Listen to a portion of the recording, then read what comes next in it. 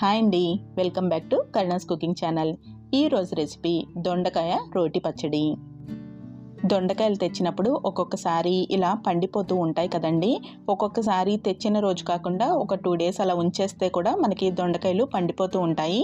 అలాంటప్పుడు మనకి కూర చేసుకునే కన్నా పచ్చడి చేసుకుంటే టేస్ట్ బాగుంటుంది. బాగా పండిపోయినవి కూడా మనం పచ్చడి చేసుకోవడానికి యూస్ చేసుకోవచ్చు. దొండకాయ పచ్చడి తయారు చేయడం కోసం ముందుగా మందంగా ఉన్న ప్యాన్లోకి 1 టీ స్పూన్ వరకు ఆవాలు, 1/2 టీ స్పూను మెంతులు ఎక్కువ వేయొద్దండి. మెంతులు ఎక్కువైనాయి అంటే చేదు వచ్చేస్తుంది.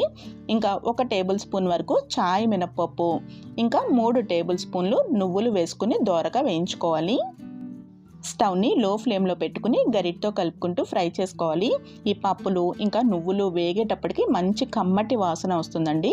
అప్పుడు స్టవ్ ఆఫ్ చేసేసుకుని వేరే ప్లేట్లోకి ట్రాన్స్ఫర్ చేసేసుకోవాలి. ఇలా కొంచెం రంగు మారిన తర్వాత వేరే ప్లేట్లోకి తీసేసామనుకోండి, ఆ వేడికి ఇంకొంచెం కలర్ చేంజ్ అవుతాయి. ఇప్పుడు 2 గరిటెల వరకు నూనె వేసుకుని వేడి చేసుకోవాలి. నూనె కొంచెం వేడైన తర్వాత దీనిలోకి 7 వరకు కాశ్మీరీ రెడ్ చిల్లీ వేసుకుని వేయించుకోవాలి. కాశ్మీరీ రెడ్ చిల్లీ అయితే మనకి కారం ఎక్కువ ఉండదండి. మనకి పచ్చడి కానీ లేదంటే ఏమన్నా పొడులు చేసుకున్నప్పుడు ఈ కాశ్మీరీ రెడ్ చిల్లీ వేసుకుంటే కలర్ బాగుంటుంది. కూరల్లోకి కూడా మనం కారం దీంతో ఆడించుకుంటే కలర్ అనేది బాగా వస్తుంది. మనకి ఫుడ్ కలర్ కూడా వేయవసరం లేదు, అంత మంచి కలర్ వస్తుంది. వేగిన ఎండుమిరపకాయలని వేరే ప్లేట్లోకి తీసేసుకుని మళ్ళీ సేమ్ ప్యాన్లో 5-6 ఎండుమిరపకాయలు కొంచెం కారంగా ఉన్నవి తీసుకోవాలి. మనం తీసుకున్న ఈ కాశ్మీరీ రెడ్ చిల్లీ కారం ఉండవు కదండి, అందుకని ఇప్పుడు తీసుకున్నవి కారం ఉండే విధంగా చూసుకోవాలి. ఎండుమిరపకాయలు ఇలా దోరగా వేగిన తర్వాత వేరే ప్లేట్లోకి తీసేసుకోవాలి. ఇప్పుడు ప్యాన్లో నూనె చెక్ చేసుకోవాలండి. నూనె ఏమన్నా కొంచెం తక్కువగా ఉన్నట్టయితే ఒక 2 టేబుల్ స్పూన్ల వరకు నూనె వేసుకుని వేడి చేసుకుని కొంచెం నూనె కాగిన తర్వాత దొండకాయ ముక్కల్ని వేసేసుకోవాలి. దొండకాయలు ఒక 1/2 కేజీ వరకు తీసుకున్నానండి. మనం తీసుకున్న దొండకాయ ముక్కల్ని బట్టి ఉప్పు, కారం ఇంకా చింతపండు లాంటివి అడ్జస్ట్ చేసుకుని వేసుకోవాలి. ఒకసారి గరిటతో కలుపుకుని మూత పెట్టుకుని దొండకాయ ముక్కల్ని మగ్గనివ్వాలి. మధ్య మధ్యలో మూత తీసుకుని ఒకసారి గరిటతో కలుపుకుంటే అడుగున మాడిపోకుండా ఉంటాయి. దొండకాయ ముక్కలు మరీ గోల్డెన్ బ్రౌన్ కలర్ రావాల్సిన అవసరం లేదండి. మనం ఇలా గరిటతో కట్ చేసినప్పుడు సాఫ్ట్గా మెత్తగా కొంచెం మగ్గినట్టుగా అనిపిస్తే సరిపోతుంది. మనకి దొండకాయ అనేటప్పటికి కొంచెం పచ్చిదనం ఉంటుంది కదా స్టార్టింగ్లో, ఆ పచ్చిదనం పోతే సరిపోతుంది. దొండకాయ ముక్కలు మగ్గిపోయిన తర్వాత స్టవ్ ఆఫ్ చేసేసుకుని దీనిలోకి ఒక చిన్న ఉసిరికాయ సైజ్ అంతా చింతపండుని వేసి ఇలా దొండకాయ ముక్కలతో కప్పేసి ఉంచాము అంటే ఈ చింతపండు కొంచెం మెత్తబడుతుంది. అప్పుడు మనం గ్రైండ్ చేసుకున్నప్పుడు చక్కగా నలిగిపోతుంది.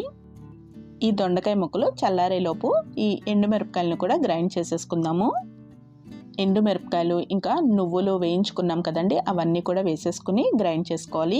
దీనిలో నేను జీలకర్ర వేయడం మర్చిపోయాను, అందుకని దీనిలోకి 1 టేబుల్ స్పూన్ వరకు జీలకర్ర కూడా వేస్తున్నాను.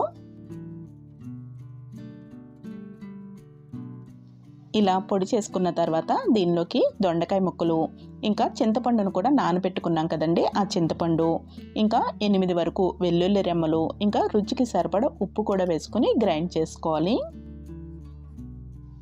ఇలా మెత్తగా గ్రైండ్ చేసేసుకున్న తర్వాత ఒకసారి టేస్ట్ చెక్ చేసుకోవాలి. సాల్ట్ ఏమైనా తగ్గినట్టయితే యాడ్ చేసుకోవచ్చు. ఇప్పుడు పోపుకి రెడీ చేసుకుందాము. పోపు కోసం ప్యాన్లోకి నూనె వేసుకోవాలి.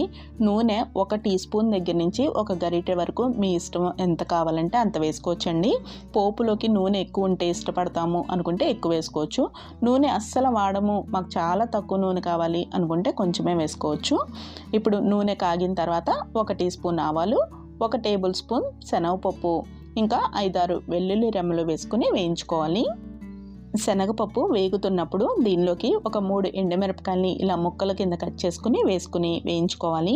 ఎండుమిరపకాయలు వేగిన తర్వాత స్టవ్ ఆఫ్ చేసేసుకుని ఫ్రెష్ కరివేపాకు వేసుకోవాలి. ప్యాన్కి ఉన్న వేడికి కరివేపాకు చక్కగా ఫ్రై అయిపోతుంది. పోపు చక్కగా ఫ్రై అయిన తర్వాత దీనిలోకి దొండకాయ పచ్చడిని వేసుకుని కలుపుకోవాలి. ఈ పచ్చడిలోకి నువ్వులు కూడా వేసాం కాబట్టి కమ్మగా చాలా బాగుంటుందండి. ఈ పచ్చడి వేడివేడి అన్నంలోకి నెయ్యి వేసుకుని తింటే చాలా బాగుంటుంది. ఇంకా మినప్పండి అట్టు ఇంకా దెబ్బ రొట్టి లాంటివి తయారు చేసుకుంటాం కదండి, దానిలోకి కూడా మనకి మామూలుగా పల్లీ చట్నీ వేసుకుంటాం కదా, ఇలా ఈ దొండకాయ పచ్చడి కూడా కాంబినేషన్కి బాగుంటుంది.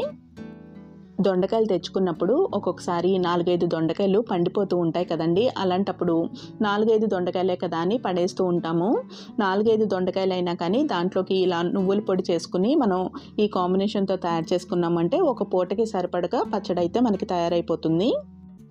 కొంచెం కూడా వేస్ట్ చేయకుండా పండిన దొండకాయలతో దొండకాయ నువ్వుల పచ్చడి తయారీ విధానం చూసాం కదండి. మరి ఈ రెసిపీ మీకు నచ్చినట్టయితే కరుణాస్ కుకింగ్ ఛానల్ని సబ్స్క్రైబ్ చేసుకోవడం మర్చిపోకండి.